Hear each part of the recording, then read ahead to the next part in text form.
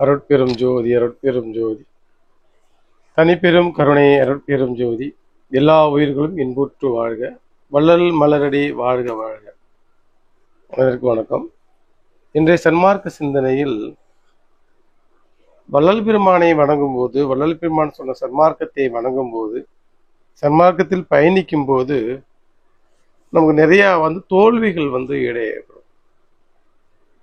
சன்மார்க்கத்தில் பயணிக்கும் போது, சன்மார்க்கத்தில் கடைபிடிக்கும் போது இந்த உலகத்தில் அனைத்து விஷயங்களும் நமக்கு வெற்றி தான் வருமா அப்படின்னு நம்ம சிந்தனை செய்யும் போது நமக்கு வெற்றி வராத இருக்கக்கூடிய ஒரு சூழல் நமக்கு ஏற்படும். நமக்கு ஒரு தேவைகளை பெருமான்கிட்ட விண்ணப்ப வைக்கும்போது நமக்கு எல்லா விஷயங்களும் பெருமான் செய்து கொடுப்பாரா, எல்லா விஷயத்தையும் முடிச்சு கொடுப்பாரா அப்படின்ட்டு பார்க்கும்போது அது முடியாமல் இருக்கலாம், தோல்வியிலையும் நினைக்கலாம். அப்படியே நம்ம நினைக்கும், அப்படியே நடந்துரும் அப்படின்னு நம்ம சொல்வதற்கு இல்லை. அது தோல்வியையும் நடக்கலாம். தோல்விகள் வந்தால் நம்ம எப்படி எடுத்துக்கொள்வது? வெற்றிகள் வந்தால் பெருமானுக்கு நன்றி சொல்கிறோம், பெருமான் கருணையால் நடந்ததாக நினைக்கிறோம். அதுபோல் நமக்கு தோல்விகள், துன்பங்கள் இப்படி வரும்போது அதுவும் நம்ம எப்படி ஏற்றுக்கொள்வது அப்படின்னு பார்க்கும்போது இங்கே நம்ம ஒரு விஷயத்தை கவனிக்க தவறுகிறோம். என்ன அப்படின்னா, பெருமான் சில ஸ்டேட்மெண்ட்டுங்களை வள்ளல் பெருமான் உரைநடை பகுதியில் திருவருட்பாவில் ரொம்ப தெளிவாக சொல்லியிருக்கிறார். இதுதான் நீ செய்யணும், இதை செய்யக்கூடாது, இப்படி தான் இருக்கணும், இப்படி இருக்கக்கூடாது அப்படின்னு சில ஸ்டேட்மெண்ட்டுகளை வள்ளல் பெருமான் கொடுக்குறார். சொல்லிட்டு நாம் அதுக்கு ஒரு காரணம் வச்சுருப்போம். நாம் ஏன் கடைப்பிடிக்கலை, ஏன் அந்த வள்ளல் பெருமானோட ஸ்டேட்மெண்ட் ஏன் நம்ம ஃபாலோ பண்ணலை, ஃபாலோ பண்ண முடியாததுக்கு என்ன காரணம் அப்படின்னா நம்ம நிறைய காரணங்கள் அவரவருடைய பக்குவத்துக்கு ஏற்ப நம்ம காரணங்களை அடுக்கி வச்சிருப்போம். அதெல்லாம் பெருமானோ இல்லை வருகின்ற யமனோ ஏற்றுக்கொள்வாரானா ஏற்றுக்கொள்வதில்லை. வள்ளல் பெருமான் ஒரு பாடல சொல்வார், கூற்று வரும் காலதனுக்கு எது புரிவீர் ஐயோ, கூற்று விதித்த சேவடியை போற்ற விரும்பீரே அப்படின்பார். கூற்றுன்றால் யமன். நாளைக்கு வயதாகி போகுது, மூப்பு வருது, மரணம் வருது. அப்போ மரணம் வருகின்ற போது யமனுக்கு நீங்கள் என்ன பதில் சொல்லுவீங்க? சன்மார்க்கத்தை நான் குடும்ப சூழ்நிலை கடைப்பிடிக்கல, வேலை சூழ்நிலை கடைப்பிடிக்கல, நான் இந்த தேசத்தில் வாழ்கிறேன் அதனால கடைப்பிடிக்கிறேன், இப்படி எந்த காரணங்கள் நீ செய்தாலும் அதை யமன் ஏற்றுக்கொள்வாரா அப்படின்னு யமனை ஏற்றுக்கொள்வது போதில்லை. யமனை ஏற்றுக்கொள்வதுக்கு தயாராக இல்லை. இருந்தாலும் நமக்கு முன்னு இருக்கின்ற சன்மார்க்க அன்பர்கள் என்ன காரணம் சொல்லி மரணத்தை சந்தித்தார்களோ அதுபோல் நாமளும் ஏதாவது ஒரு நம்ம இந்த காலத்துக்கு ஏற்ற மாதிரி ஒரு காரணங்களை சொல்லிக்கொண்டு கற்பித்து கொண்டு தான் வாழ்றோம். அதுதான் பெருமான் ரொம்ப சொல்றாருனாக்க, எந்த காரணங்கள் சொன்னாலும் யமன் ஏற்றுக்கொள்வதில்லை. அதனால சன்மார்க்கம் கடைப்பிடிப்பதற்கு உங்களுக்கு 1000 காரணங்கள் இருக்கலாம். கடைப்பிடிக்காததுக்கு நீங்க எந்த காரணத்தையும் சொல்லக்கூடாது. அதான் அந்த யமன் ஏற்றுக்கொள்வ போவதில்லை அப்படின்னு சொல்ற.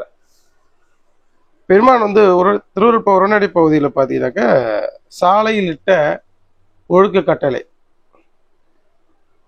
சாலையில் உள்ளவர்களுக்கு ஒழுக்க கட்டளைங்கிற. சாலையில் உள்ளவர்கள் அப்படிங்கும்போது நான் என்னுடைய பார்வையில் நான் என்ன பார்க்குறேன் அப்படின்னாக்கா, சாலையில் உள்ளவர்களுக்கு மட்டும் இல்லை, அது அந்த உலகத்தில் உள்ளவர்கள் அனைவருக்கும், தர்மத்தை சன்மார்க்கத்தை ஏற்றுக்கொண்டவர் அனைவர்களுக்குமான ஒரு ஒழுக்க கட்டளையாக நான் இதை பார்க்கிறேன். என்ன சொல்றேன்னா, இந்த சாலையால் எனக்கு மிகவும் சலிப்பு உண்டாகிறது, அந்த சலிப்பு 2 பக்கத்திலும் உபத்திரம் சொன்னோம். அதனால் சாலையில் இருக்கின்றவர்கள் சன்மார்க்கத்துக்கு ஒத்து வாயடங்கி மனமடங்கி இருக்க வேண்டும். என் மேற்படியில்லை சொல்லிவிட்டேன், பின்பு வந்ததை பட வேண்டும். இது 9/3/1872, அதாவது வள்ளல் பெருமான் சித்தி அடைவதற்கு ஒரு 2 ஆண்டுகளுக்கு முன்னான இந்த ஒரு ஸ்டேட்மெண்ட்டை, ஒரு ஒழுக்க கட்டளையை நமக்கு வகுக்கிறார். இந்த சாலையால் நமக்கு சலிப்பு உண்டாகிறது. அது வள்ளல் பெருமானுக்கு மேபி அந்த தர்மசாலை நடத்தும் போது அந்த சாலையில் உள்ளவர்கள் அவர்களுக்கு ஒழுக்க கேடாக வள்ளல் பெருமானுடைய வார்த்தைகள் கேட்காத போது அவருக்கு அந்த சலிப்பு உண்டாயிருக்கலாம். இப்போ இதே தான் நமக்கும் இங்கே உருவாகும். நாம் ஒரு தர்மசாலை வச்சு நடத்தும் போது, இல்லை ஞானசபை நடத்தும் போது, இல்லை சங்கம் வச்சு நடத்தும் போது, இல்லை குடும்பத்தில் வாழும்போது, ஒரு சமுதாயத்தில் வாழும்போது, இந்த வேலைகள் நாம் செய்யும்போது இங்கே ஒரு சலிப்பு உண்டாகும். நமக்கு இந்த சலிப்பு என்ன பண்ணுனாக்க, நம்ம எந்த துறையில் வேலை செய்யணுமோ அவங்களுக்கு மேலே நம்ம ஒரு வெறுப்புணர்ச்சியோடு பேசுவோம். அதனால் நமக்கும் அவர்களுக்கும் 2 பக்கத்துமே உபத்திரம் உண்டு பண்ணுங்கிறார். இந்த சலிப்பு என்பது நமக்கு மட்டும் இல்லை, அவர்களுக்கும் உருவாகும். என்னப்பா இவன் இப்படி பேசுறான், வள்ளலாரை வணங்கிட்டு இவன் வெறுப்புன்னு பேசுறான், வள்ளலாரை வணங்கிட்டு இவன் வெறுப்பா பேசுறான் அப்படின்னு நம்ம மேல அவங்களுக்கும் அவர்கள் பால் நமக்கு உருவாக்கும். ஏன்னா பெருமான் இப்படி சொல்லியிருக்காரு, நம்ம சொல்லி பேச்சு கேட்க மாட்டேங்கிறாங்க. பெருமான் இப்படி சொல்லியிருக்காரு, ஆனா இதெல்லாம் ஃபாலோ பண்ண மாட்டேங்கிறாங்க. பெருமான் வந்து இப்படி சொல்லியிருக்காரு, ஆனா இதுக்கு மாறாக நடக்கிறாங்க. அது நம்மளுடைய குடும்பமா இருக்கலாம், நம்முடைய சமுதாயமா இருக்கலாம், நம்ம பணிபுரிகின்ற இடமா இருக்கலாம், நம்மளுடைய வியாபாரம் செய்கின்ற இடமா இருக்கலாம். எல்லா இடங்களையுமே இது போன்ற ஒரு சலிப்பு வந்து உருவாகும். இது வந்து இயல்பு. ஏன்னா வள்ளல் பெருமானுக்கே தத்துவங்களை கலட்டி விட்ட வள்ளல் பெருமானுக்கே இப்படி ஒரு சலிப்பு உண்டாக ஒரு நேர்ந்திருக்கிறது. ஏன்னா இந்த உலகம், நம்ம வாழ்ற உலகம் பார்த்தீங்கன்னாக்க, இங்க வந்திருக்கின்றவர்கள் அவரவர்களும் நான் யார் தெரியுமா அப்படின்ட்டு நிரூபிக்கத்தான் இங்க வந்து முயற்சி பண்றாங்க. நாம யார்? நாம வந்து அருட்பெருஞ்சோதியுடைய சொரூபம் தான். அருட்பெருஞ்சோதி தான் நாம. நமக்குன்னு ஒண்ணு இல்லை, நாம என்பது மாயை, நம்மள அருட்பெருஞ்சோதி தான் அப்படி என்று நம்ம தேடுவதற்காக, உணர்வதற்காக நம்ம முயற்சிக்கிற சொல்றது நமக்கு அருட்பா. நாம இங்க என்ன, இப்ப நமக்கான ஒரு அடையாளம் வேணாமா? நமக்கான ஒரு அடையாளம் என்ன கிடைக்கும்? நான் யார் தெரியுமா? என்னுடைய வாழ்வுக்கு பிறகு என்னை வச்சு இந்த உலகம் கொண்டாடணும், என்னை வந்து சிறப்பு செய்யணும், என்ன பேர் போடணும், எல்லா இடங்களும் நம்முடைய பெயர் இருக்கணும். இப்படி தன்னை வந்து நிரூபிக்க நம்ம வந்து ஒரு மாய தேகம், 5 பஞ்சபூதங்கள் மாயையால் செய்த தேகம் தான் இது. இதை நிரூபிக்க வந்திருக்கிறோம். அதான் இது வந்து ஒரு பொய். மெய்யாக இருக்கிறது வந்து வள்ளல் பெருமானுடைய பிரணவ தேகம், சொத்த தேகம், ஞான தேகம். ஸோ அதை நம்ம உணர்ந்து அந்த ஒழுக்கத்துக்கு நம்ம முயற்சி செய்யவில்லை என்ற போது நாமளாக இருந்தாலும் சலிப்பு உண்டாகும். இப்போ வள்ளல் பெருமானுக்கு இந்த உலகத்துல வந்து இப்படி ஒரு நிலை இருக்குது. நம்ம மக்கள் எல்லாம் இதுக்கு முரண்பாடாக நடந்து கொண்டிருப்பதனால அந்த சாலையால் சலிப்பு உண்டாகுது. சாலை என்பது பெருமான் வள்ளல் தர்மசாலை சொல்லியிருந்தா கூட நாம எப்படி எடுத்துக்கணும், நான் எப்படி பார்க்கறேன்னாக்கா, இந்த உலகத்தில் இந்த உலக வாழ்வே நான் சொல்றேன், இந்த சன்மார்க்க வாழ்வே சொல்றேன். நம்ம ஒரு வாழ்க்கையில ஒரு வாழ்வை உழைக்கும் போது நமக்கு அதனால சலிப்பு உண்டாகுது. ஒரு காலகட்டத்தில் வந்து நம்ம அப்படியே காலையில எழுந்திரிச்சு சாப்பிட்றோம், மதியம் சாப்பிட்றோம், இரவு சாப்பிட்றோம், திரும்ப சாப்பிட்றோம், படுக்கிறோம். இப்படியே இந்த ஒரு வாழ்வுக்கே வந்து ஒரு சலிப்பு உண்டாயிடும். ஒரு காலகட்டத்தில் வந்து வயதாகி முதிர்ந்து நோயெல்லாம் வாய்ப்பட்டா நம்ம அறியாம நம்ம ஒரு இறந்துடலாம் அப்படிங்கிற மைண்ட் செட்டு நமக்கு வந்து உருவாகிடும். ஆரோக்கியமா இருக்கிற வரைக்கும் இந்த உலகத்துல வாழணும்னு நினைக்கும். ஆரோக்கியம் இல்லாத போது இந்த உலகத்தில் நம்ம எப்படா இறைவனை மரணத்தை கொடுப்ப அப்படின்னு இறைவன்கிட்ட நாமளே கேட்கக்கூடிய ஒரு நிலைக்கு நம்முடைய உடல் அமைப்பு, நம்முடைய மனநிலைமைப்பு வந்து தள்ளி போடும். அப்ப இந்த சலிப்பு வந்து 2 பக்கமும் உபத்திரம் பண்ணும். யாருக்கு? நம்மை வாழ்கின்ற அவர்களுக்கும் நமக்கும் உண்டு போகணும். அப்ப சாலையில் இருக்கின்றவர்கள், அதாவது சன்மார்க்கத்தில் இருக்கின்றவர்கள், கடவுள் அருளை பெறுகின்ற நினைப்பவர்கள் சன்மார்க்கத்துக்கு ஒத்து வாய் அடங்கி மனம் அடங்கி இருக்க வேண்டும். இதான் ரொம்ப முக்கியமா நான் வந்து குறிப்பிட வருவது. சன்மார்க்கத்தில் பயணிக்கிறவங்க ஆரம்ப காலகட்டத்தில் நம்ம எல்லாம் வரும்போது ஒரு விருப்பத்தோட ஒரு புரிதலோட தான் வரோம். சன்மார்க்கத்தில் வந்து கொஞ்ச காலங்கள் பயணிக்கும் போது சில விஷயங்கள் தெரியும் போது நமக்கு சன்மார்க்கம் எல்லாமே தெரிந்து விட்டதாக நம்ம ஒரு முடிவுக்கு வந்துடும். அதன் பிறகு சன்மார்க்கத்தை பத்தி யார் எதை சொன்னாலும் அதுக்கு ஒரு முக்கியத்துவம் கொடுக்கறது இல்லை. என்ன பேசுறாரு, ஜீவகாணி சொல்லுன்னு செய்வாரு, சத்துவிசாரம் செய்யுன்னு சொல்லுவாரு. இப்பதானே சுத்தி இது 2 தானே சொல்ல வரீங்க, இது தெரியாதா, இது என்ன ஒண்ணு புதுசா அதிசயம் இருக்க போகுது அப்படின்ட்டு அது மேல நமக்கு ஒரு பெருசா ஒரு விருப்பம் இல்லை, ஒரு முக்கியத்துவம் கொடுப்பதில்லை. ஈவன் அருட்பா பாடல்கள் மேல கூட நமக்கு ஒரு பெருசா ஒரு விருப்பம் வரும்போதில்லை, நமக்கு வந்து ஒரு சலிப்பு உண்டாயிருது. அப்ப என்ன ஆகுதுனாக்க, நம்ம இங்க சன்மார்க்குங்கிற பெயர்ல வந்து இங்க அப்புறம் நம்ம உலகியல் விஷயத்தையே நான் சபை கட்டணும், எனக்கு பணம் தேவைப்படுது, எனக்கு அது வேணும் இது வேணும், உலகியல் தேவைக்கே திரும்ப திரும்ப ஓட ஆரம்பிச்சிடும். என்னை மதிக்கல, எனக்கு வந்து அது வேணும், நான் வேற, நீ அந்த இதை சேர்ந்தவங்க, நீங்க இந்த குரூப்பு சேர்ந்தவங்க, நீங்க அந்த இது, நீங்க அந்த சங்கம், நீங்க இந்த சங்கம், இப்படியான இது எல்லாமே உலகியல் தான். அதாவது வந்த நோக்கம் வந்து பிறவியை எப்படியாவது ஒழித்தணும், வருகின்ற மரணத்தை தவிர்க்கணும். அதற்கு நான் இன்னைக்கு என்ன செய்யறேன், இந்த ஒரு ஸ்டேட்மெண்ட்டுக்கு நம்ம வந்துடும். அதிகாலையில் எழுந்திருச்சு ஒரு 5 மணிக்கெல்லாம் எழுந்துச்சு, நான் இன்னைக்கு வந்து மரணத்தை ஒழிக்கிறதுக்கு நான் என்னோட டார்கெட், என்னோட டெஸ்டினேஷன் வந்து ஒரு இம்மார்டல் லைஃப், ஒரு மரணம் இல்லா பெருவாழ்வு. அதற்கு இன்றைய பொழுதுக்கு இன்னைக்கு நான் என்னென்ன செய்ய போறேன், என்னென்ன முயற்சி எடுக்க போறேன், அதை நான் வந்து இங்க அதை செய்யறது, இதை செய்யறது, எந்த காரியமாக இருந்தாலும் சரி, சன்மார்க்க காரியமாக இருந்தாலும் சரி, சன்மார்க்கம் அல்லாத உலகியல் காரியமாக இருந்தாலும் சரி, மரணத்தை ஒழிப்பதற்கு எனக்கு நான் இன்னைக்கு என்ன செய்ய போறேன் அப்படிங்கிற ஒரு முடிவுக்கு நம்ம ஒரு உறுதிக்கு வந்துடணும். நான் வந்து இன்னைக்கு ஒரு அகவல் படிச்சே தீர்வேன், எந்த சூழ்நிலைகள் இருந்தாலும் அகவல் படிப்பேன், திருவள்ளுவர் ஒரு 10 பாடல் எழுதுவேன், எழுதி நான் வந்து இன்னைக்கு ஒரு நோட்ல எழுதி அவர் பேப்பர்ல எழுதி என் பாக்கெட்ல வச்சுக்குவேன். இன்றைக்கு பொழுதுல இன்னைக்கு எப்பப்பெல்லாம் எனக்கு ஓய்வு கிடைக்குதோ எப்பப்பெல்லாம் அந்த பாடலை ரிப்பீட்டபிள் திரும்ப திரும்ப பார்த்து பார்த்து எனக்கு உறுதிப்படுத்துவேன். என்னுடைய மனசை, என்னுடைய நாளைய வந்து நான் ஒழுக்கப்படுத்திக் கொள்வேன். எதுக்கு? சன்மார்க்கத்துக்கு ஒத்து. சன்மார்க்கத்துக்கு ஒத்து அப்படின்னா சன்மார்க்கம் என்பது ஒரு தனி ஒரு இதெல்லாம் கிடையாது. நமக்கு திருவருட்பாவில் வள்ளலார் என்ன சொல்லியிருக்கின்றாரோ அதுதான் சன்மார்க்கம். அப்ப நம்ம திருவருட்பா படிக்காம, திருவருட்பாவை உணராம, திருவருட்பா நம்ம ஆய்வு பண்ணாம சன்மார்க்கம் என்னன்னு புரியாது. நம்ம ஒரு காலகட்டத்துல வந்து நான் நீ 10 வருஷமா இருக்கிறேன், 20 வருஷமா இருக்கிறேன், எனக்கு சன்மார்க்கம் எல்லாம் தெரியும் அப்படின்றாலும் நம்ம சொல்லுவதற்கு இல்லை. நமக்கு என்னைக்கு மரணம் இல்லாத பெருவாலும் நம்ம கை வர பெறுகின்றோமோ அது வரைக்கும் நம்ம திருவருட்பாவை படிச்சாகணும். நான் 10 வருஷத்துக்கு முன்னாடியே அகவலை படிக்கும்போது எனக்கு அகவல் வேற மாதிரி புரிஞ்சுது. 20 வருஷத்துக்கு முன்னாடி படிக்கும்போது அகவல் வேற மாதிரி புரிஞ்சுது. 25 வருஷத்துக்கு முன்னாடி அகவல் படிக்கும்போது அப்ப அகவல் வந்து வேற மாதிரி புரிஞ்சுது. இன்னைக்கு நான் வந்து ஒரு 25 ஆண்டுகள் கழிச்சு சன்மார்க்கத்தில் பயணிக்கும் போது நான் இன்னைக்கு அகவல் படிக்கும்போது எனக்கு ஒவ்வொரு நாளும் ஒரு புது புது விஷயங்களை, புது புது அர்த்தங்களை, புது புது ஒரு மேலான கருத்துகள், விளக்கங்கள் நமக்கு வந்து கிடைக்கப்படுது.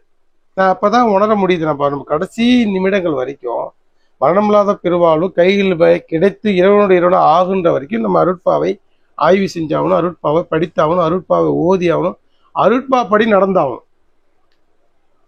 அப்போ கூட நமக்கு ஒரு புது விஷயங்கள் வந்து கிடைக்க வரும்.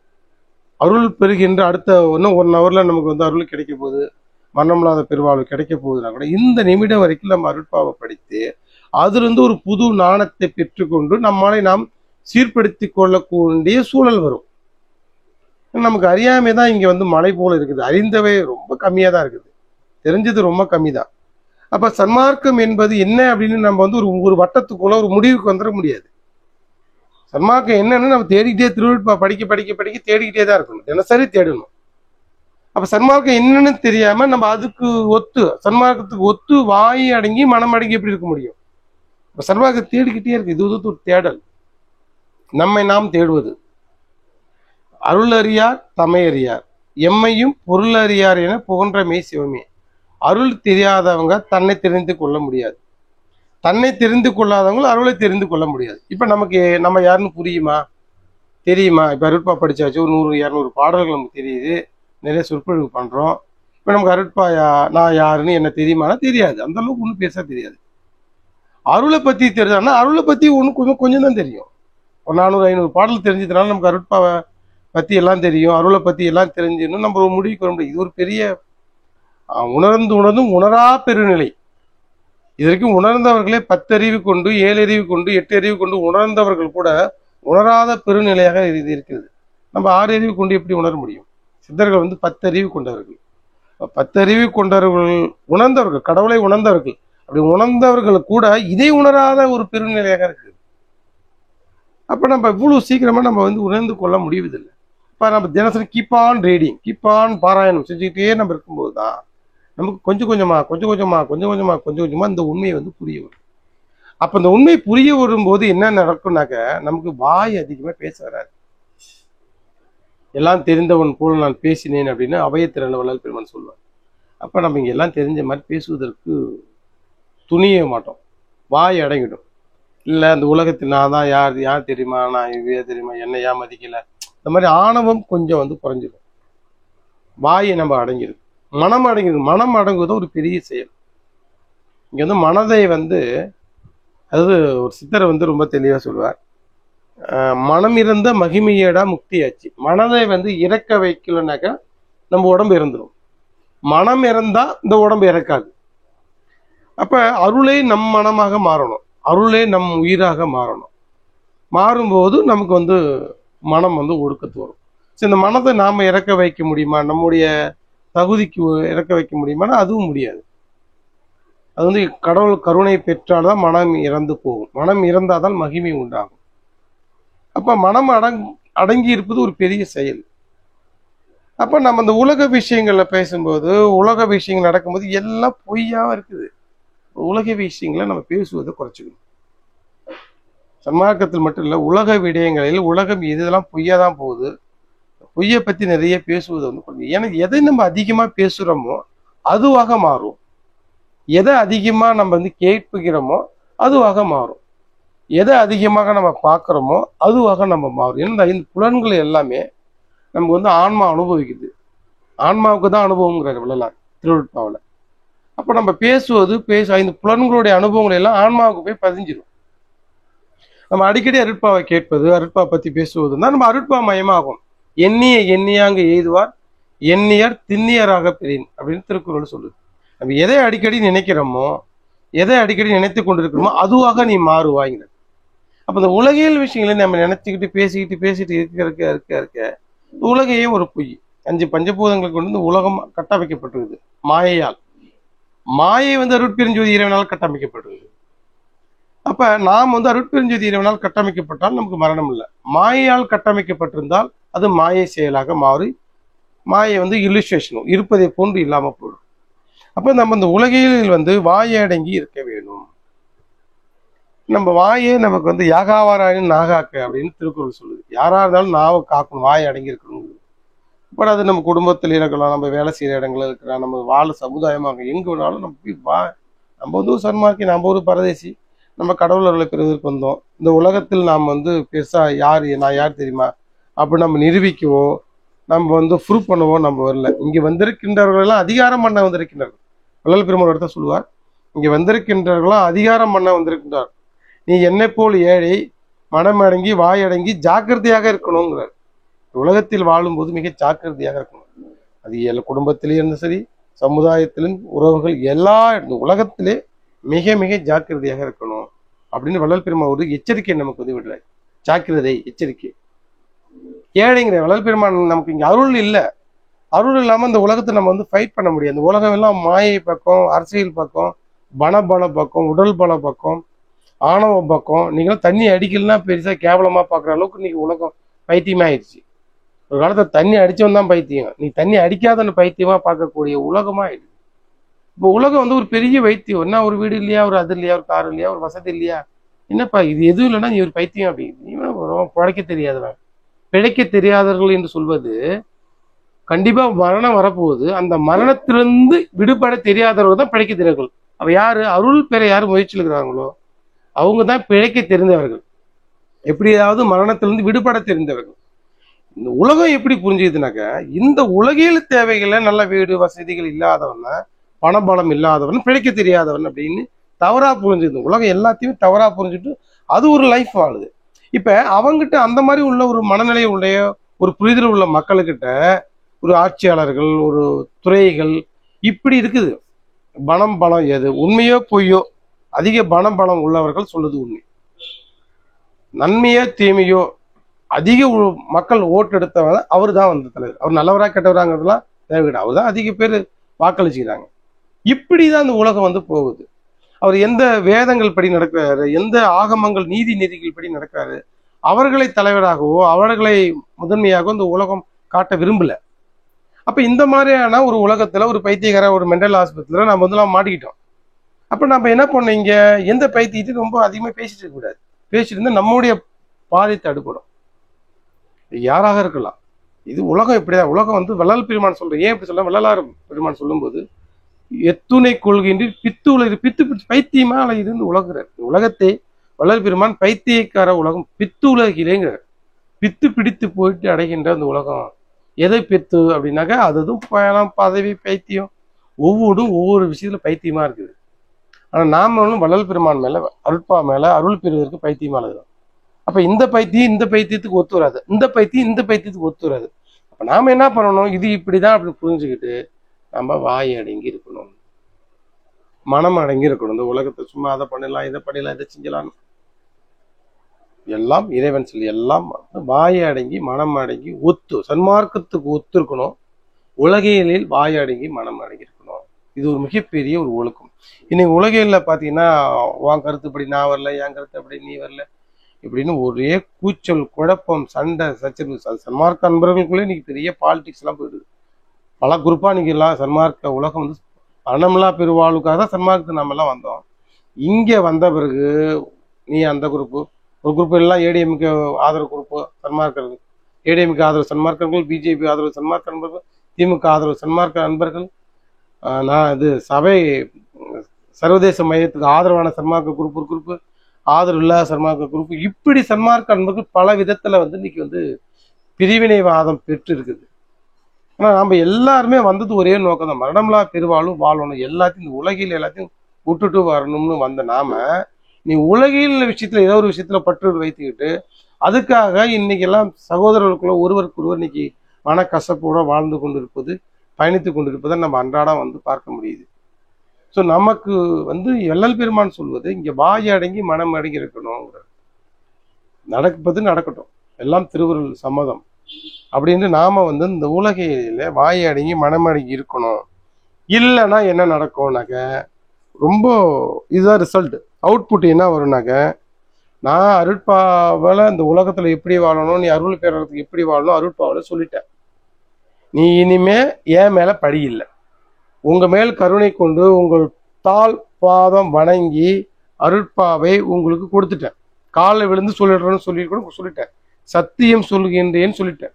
5 சத்தியம் நீ சொல்றேன்னு சொல்லிட்டேன். இது எல்லாமே உங்கள்கிட்ட நான் சொல்லிட்டேன். இனிமே என் மேல பழி இல்லை. நீங்க இதன்படி வாய் அடங்கி மனம் அடங்கி சன்மார்க்கத்தை ஒத்து வந்தா உங்களுக்கு அருள், இல்லைன்னா வந்ததை பட வேண்டும். இதுதான் ரொம்ப முக்கியமான விஷயம். சன்மார்க்கத்துக்கு ஒத்து இல்லை, வள்ளல் பெருமான் பேச்சு கேட்கல நாமலனா என்ன நடக்கும்னா, அது இன்னைக்கு எத்தனை வருஷம் சன்மார்க்கம் இருந்தாலும், எவ்வளவு சோறு போட்டாலும், எவ்வளவு அருட்பா படிச்சாலும் உங்களுடைய ரிசல்ட் அவுட்புட் வந்ததை நீ வரும் தான் செய்யும். சன்மார்க்கிங்க நான் எண்ணெய் தேய்ச்சி குடிக்கல, சன்மார்க்கம் கடைப்பிடிக்கல, என்ன நடக்குன்னா நோய் வரும், அவ்வளவுதான். இல்லைங்க நான் பெருமானை வணங்குறேன், எனக்கு நோய் வராது, எனக்கு கிரகங்களுடைய தாக்கம் இல்லை, எனக்கு அது இல்லை இது இல்லைன்னு கற்பனை மனக்கோட்டை கண்டு மனப்பால் குடிக்க வேண்டியது இல்லைங்க. நிறைய சன்மார்க்க அன்பர்கள் நோயோடு இருப்பதை நம்ம வந்து பார்க்க முடியுது. நிறைய சன்மார்க்க அன்பர்கள் வந்து பலவித மனத்தொந்தரவுகள் பண கஷ்டத்தோடு இருக்கிறத பார்க்க முடியுது. பல வருடமா இருக்கின்ற சன்மார்க்க அன்பர்கள் பல்வேறு விதமான உலகில் மன உளைச்சல் இருக்கிறாங்க, சலிப்புல இருக்கிறாங்க. நான் இவ்வளவு வருஷமா சன்மார்க்கம் இருக்கிறேன், நான் இவ்வளவு விடாமல் பேசிக்கிறேன், அவ்வளவு பேசிக்கிறேன், இது எல்லாத்தையுமே சன்மார்க்கத்தில் துன்பத்தில் இருக்கிற பார்க்க முடியுது. இதற்கெல்லாம் வள்ளல் பெருமானை நாம் வந்து கோச்சிக்க முடியாது. வள்ளலார் தெளிவா சொல்லிட்டார், பஞ்சகற்பம் தேய்ச்சி குளிக்கல சூடு நோய்கள் வரும், அனுபவிச்சுக்க, அவ்வளவுதான். கரிசாலை குடிப்பிலே லிவர் சம்பந்தமான நோய் வரும், அனுபவிச்சுக்க, அவ்வளவுதான். இது நான் தான் கரிசாலை குடின்னு சொல்லிட்டேன், நீ கடைப்பிடிக்கலாம், அதை நீ தான் அனுபவிக்கணும். வேலை எடுக்கலையா உங்களுக்கு வந்து பித்த பிரச்சனையே கப பிரச்சனை வரும், அனுபவிச்சுக்க, அவ்வளவுதான். சன்மார்க்கே இந்த நோய் வராது எனக்கு அப்படின்னு சொல்லுவது முடியாது. வள்ளலார் மேல இதுக்கு சன்மார்க்கமோ வள்ளல் பெருமானோ இதுக்கு காரணம் இல்லை, அவர் மேல பழி இல்லைன்னு சொல்லிட்டார். வந்ததை நீ அனுபவிச்சுக்கணும், இதுக்கு நான் வந்து பொறுப்பு இல்லைன்ட்டார். நான் சன்மார்க்கத்துக்கு வந்துக்கிறேன், எனக்கு வந்து நோய் வராது, நான் சன்மார்க்கத்துக்கு வந்துக்கிறேன், நான் அது வராது, சன்மார்க்கத்துக்கு வந்துக்கிறேன், எனக்கு பிரச்சனை வராது. வள்ளல் பெருமானை நாம நம்பிக்கலாம், எந்த தவறும் கிடையாது. ஆனா திருப்பாப்படி வாயடங்கி மனமடங்கி ஒத்து கடைபிடிக்கவில்லை என்றால் நமக்கு வரது வந்தே தீரும். இதற்கு வள்ளல் பெருமான் மேல் பழி வேண்டியதில்லை. நான் ஐயோ கடவுளை வணங்குறேனே, எனக்கு ஏன் நோய் வந்துச்சு, அது எந்த நோயெல்லாம் ஆகலாம், அது புற்றுநோய்களா இப்ப நிறைய இருக்குது, எல்லா நோய்களும் நிறைய வந்திருக்கணும். அப்ப நம்ம என்ன ஆகணும், சன்மார்க்கத்தில் பல வருஷம் பயணிச்சாலும் ஒரு விஷயத்தை கடைபிடிச்சிட்டு ஒரு விஷயத்தை கடைபிடிக்கலாம். சில பேர் சாப்பாடு போடுவாங்க, ஒழுக்கத்தை கடைபிடிக்க மாட்டாங்க. சில பேர் ஒழுக்கத்தை கடைபிடிப்பாங்க, சாப்பாடு போட மாட்டாங்க. சில பேர் ரெண்டும் போனவங்க வள்ளல் பெருமான் சொன்னா மருத்துவ விஷயங்களை கடைபிடிக்க மாட்டாங்க. இப்போ மருத்துவ விஷயங்களை கடைபிடிக்கலாம், என்ன ஆகுனா நோய் வரும். ஜீவகானியம் பண்றீங்க புண்ணியம் இருக்குது, ஒழுக்கமா இருக்கிறீங்க, உங்களுக்கு அருள்ல ஒரு பக்குவம் கிடைக்குது, ஆனா உடம்பு விட்டுட்டீங்க, உடம்புக்கு நான் நோய்கள் வரும். இதுக்கெல்லாம் வள்ளல் பெருமான் பொறுப்பு இல்லை. சன்மார்க்கத்தில் பயணிக்கிற நாம வந்து சன்மார்க்கத்தில் உள்ள எல்லா விஷயம் தான் கடைபிடிச்சாகணும். நான் அதை பிடிப்பேன், இதை பிடிப்பேன், இதை பிடிக்க மாட்டேன், அதை பிடிப்பேன், அதை தான் பண்ண முடியும், இதை செய்ய மாட்டேன், இது செஞ்சா போதும், அது செஞ்சா போதும், இதுவே போதும், அதுவே போதும் அப்படிங்கிற விஷயம்லாம் சன்மார்க்கத்தில் வேலைக்கு ஆகாது. வள்ளல் பெருமான் ரொம்ப கிரேட் எஸ்கேப், அழகா சொல்லிட்டேன். நான் சொல்லிட்டேன், ஒத்து இருந்த சன்மார்க்க ஒழுக்கத்துக்கு ஒத்து கடைபிடிச்சினா ஆரோக்கியமாகவோ அருளையோ பெறலாம், இல்லைன்னா வந்ததை பெற்றுக்கொள், அது மரணமும் சேர்த்து. இதுக்கு போய் நம்ம சன்மார்க்கத்தையோ வள்ளல் பெருமானையோ நாம குறை கூற முடியாது. அவர் ரொம்ப அழகா சொல்லிட்டாரு. அதுபோல இங்க வந்திருக்கின்ற ஆன்மாக்கள் எல்லாம் அவர்கள் நிரூபிக்க வந்திருக்கிறது. தன்னை தேடுவதற்கு குறைவானவர்களே வந்திருக்கின்றார்கள். நான் யார் தெரியுமா அப்படின்னு நிரூபிக்க வந்துக்கிறாங்க. அவங்கள்ட்ட போய் போட்டி போட்டுக்கிட்டு, அவங்கள்ட்ட போயிட்டு வாயாடிச்சுக்கிட்டு, அவங்கள்ட்ட போயிட்டு மன ரீதியாக அவங்க மனசால செலவு செஞ்சுக்கிட்டு இருக்க வேண்டியதில்லை. நம்ம மனதை அருட்பாவில் செலுத்திக்கிட்டே இருக்க வேண்டியதான். அதான் ஒரே வழி. வாயே அருட்பா பத்தி பேசிட்டே இருக்க வேண்டியதான், அருட்பா பாடிட்டே இருக்க வேண்டியதான். அவ்வளவுதான். இதுதான் உத்தமம்.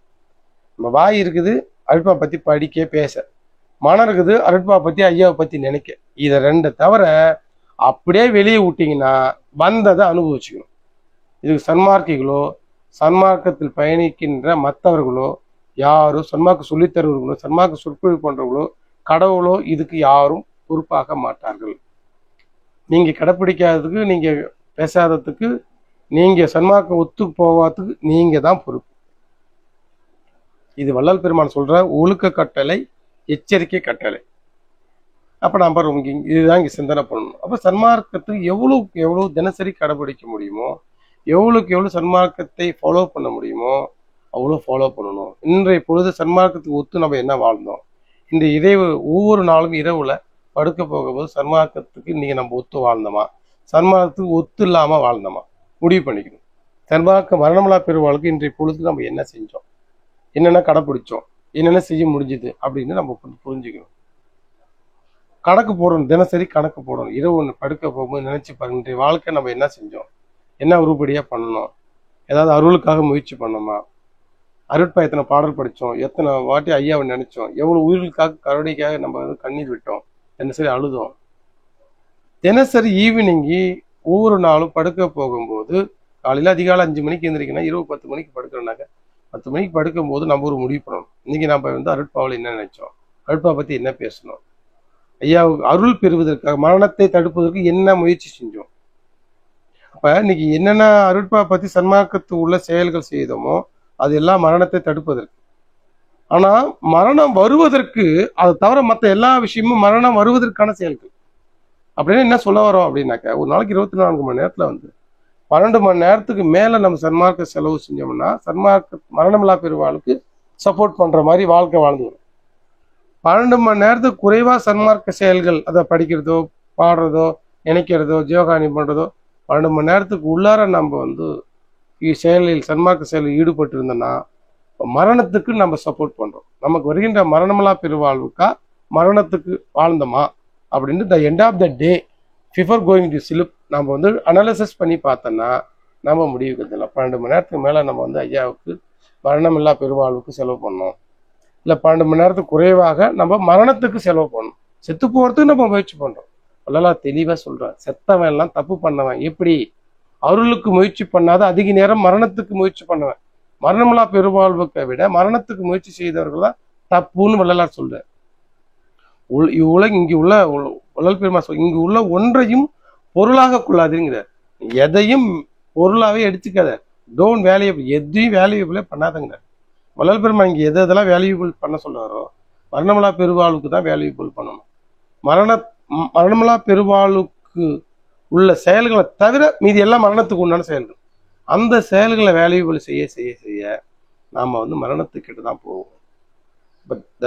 தினசரி நாம சிந்தனையில் பார்க்கும்போது மரணமில்லா பெருவாழ்வுக்கா மரணத்துக்கு செலவு செஞ்சோமா, மரணமில்லா பெருவாழ்வுக்கு நம்ம 12 மணி நேரத்துக்கு மேல நம்ம செலவு செய்ய கற்றுக்கொள்ள வேண்டும். அப்படி கற்றுக்கொண்டா அதுதான் நமக்கு மரணமில்லா வாழ்வுக்கு அழைத்து செல்லும். நாம எங்கேயும் போக வேண்டியதில்லை, அதுவே அழைத்து செல்லும். அது குறைவாக நம்ம நேரம் செலவு பண்ணா சாட்சா கவலையே பட வேணாம். எல்லாரும் நம்ம முன்னோர்கள் எப்படி போனாங்களோ அது பின்னாடி தான் நாமளும் செஞ்சோம். ஸோ இது ஒரு எச்சரிக்கை பதிவு தானே தவிர இது ஒரு பயமுறுத்துவதற்கான பதிவோ இது ஒரு டிமோட்டிவ் செய்வதற்கான பதிவே இல்லை. வள்ளல் பெருமான் அங்கங்கே நம்ம எச்சரிக்கிறார்.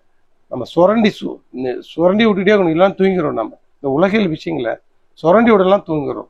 அதனால் காலையில் அதிகாலையில் ஒரு 5 மணிலேருந்து ஒரு 6 மணி, அட்லீஸ்ட் ஒரு நாளைக்கு 1 மணி நேரமாவது தினசரி அதிகாலை 5 to 6 சன்மார்க்கத்துக்காக அருட்பா படிக்க, அகவல் படிக்க, ஐயாவை சிந்தனை பண்ண, சாமி கும்பிட ஒதுக்கிக்கணும். அப்புறமா நாளையில் ஒரு 6 வேளை வழிபாடுக்கு முயற்சிக்குவாங்க. தினசரி ஒரு 6 வேளை ஐயாவை நினைக்கிறதுக்கு ஒரு 100 முறை மகாமந்திரம் செய்வதற்கான முயற்சிகள் வாங்க. இந்த மாதிரி சின்ன சின்ன முயற்சிகளாக செய்து பழகினீங்கன்னா அதுதான் உங்களுக்கு ஒரு பெருவாழ்வாகிய மரணமில்லா பெருவாழ்வுக்கு நம்மளை வந்து அழைச்சிச்சோம். ஆனால் காலம் போகுது, காலம் போயிட்டே நிறைய தெரியலாம் வருது சீக்கிரமா. விரைவாக நம்ம வந்து மரணமில்லா பெருவாழ்வுக்கு நம்ம வந்து முயற்சி பண்ணியே தீரணும். அப்புறம் மருத்துவ விஷயங்கள் எல்லாரும் சொன்ன மருத்துவ நூல்கள், மருத்துவ தகவல்களை, அது எண்ணெய் தேய்ச்சி குளிக்கிறதா இருக்கட்டும், பஞ்சகற்பம் தேய்ச்சி குளிக்க, வாழை நீக்கிறதா இருக்கட்டும், கரிசாலை சாப்பிட்றதாக இருக்கட்டும், எல்லாரும் சொன்ன மருத்துவ விஷயங்கள் எல்லாம் கடைப்பிடித்து சன்மார்க்கத்துக்கு கொடுத்து கடைப்பிடிச்சு தேகத்தை பலப்படுத்தி கொள்ளுங்க. தேகம் போச்சுனாக்கா எவ்வளோ அறிவு இருந்தாலும் வேஸ்ட் ஆகிடும், எவ்வளோ ஞானம் இருந்தாலும் மரணம் கொண்டு போயிடும். ஆனால் தேகத்தை உடம்பை வந்து பார்த்துக்கணும். உடம்பை பார்த்துக்கிட்டாதான் ஐயா நம்மளை வந்து அடுத்தடுத்த நிலைக்கு கொண்டு போவார். உடம்பை விட்டுட்டோம் அப்படின்னாக்கா அடுத்த ரவுண்டு தான் நம்ம வர வேண்டும். ஸோ நம்ம அவர்கள் அனைவர்களும் உடம்பை பார்த்து கொள்ள வேண்டும். மனதை, வாயை, மனம் அடங்கி சன்மார்க்கத்துக்கு ஒத்து நம்ம வந்து ஐயா அருளை பெறுவதற்கு பயணிக்க வேண்டும் என்று அடியேன் வந்து உங்கள் இதன் வழியாக வந்து கேட்டுக்கிறேன். அடியேனும் வந்து அந்த முயற்சியில் நம்ம ஈடுபடுவோம். நன்றி, வணக்கம். அருட்பெருஞ்சோதி, அருட்பெருஞ்சோதி, தனிப்பெரும் கருணை, அருட்பெருஞ்சோதி. மீண்டும் ஒரு நல்ல ஒரு சிந்தனையில் சந்திக்கலாம். நன்றி, வணக்கம். அருட்பெருஞ்சோதி.